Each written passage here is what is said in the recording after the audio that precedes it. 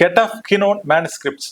இவைகள் எழுதப்பட்ட ஆண்டினை நீங்கள் பார்ப்பீர்களானால் மிகவும் ஆச்சரியமாக இருக்கும். கிமு 650 புதைபொருள் ஆராய்ச்சி செய்யும் பொழுது ஆர்கியாலஜி டிபார்ட்மெண்டால் கண்டுபிடிக்கப்பட்டது.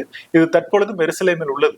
வேதாகமத்தில் இருக்கக்கூடிய என்னாகமம் 6ஆம் அதிகாரம் 24, 25, 26 வசனங்கள் அந்த சுருளிலே குறிப்பிடப்பட்டுள்ளது. அவைகள் என்னவென்றால், யாவே உன்னை ஆசீர்வதித்து உன்னை காக்க கடவர், யாவே தன் முகத்தை உன்மேல் பிரகாசிக்க பண்ணி உன்மேல் கிருபையா இருக்க கடவர், யாவே தம்முடைய முகத்தை உன்மேல் பிரசன்னமாக்கி உனக்கு சமாதானம் கட்டளையிட கடவர் என்கிற வசனமாகும். கிறிஸ்தவர்கள் மற்றும் யூதர்களினுடைய இறைவன் என்று சொல்ல வேண்டுமானால் அவர் யாவே. பைபிளில் யாவே என்ற வார்த்தை 6828 முறை பயன்படுத்தப்பட்டுள்ளது. ஆனால் குரானிலோ முகமது நபி அவர்களுக்கோ இந்த யாவே என்ற நாமம், இறைவனுடைய நாமத்தை பற்றி எதுவுமே தெரியாது.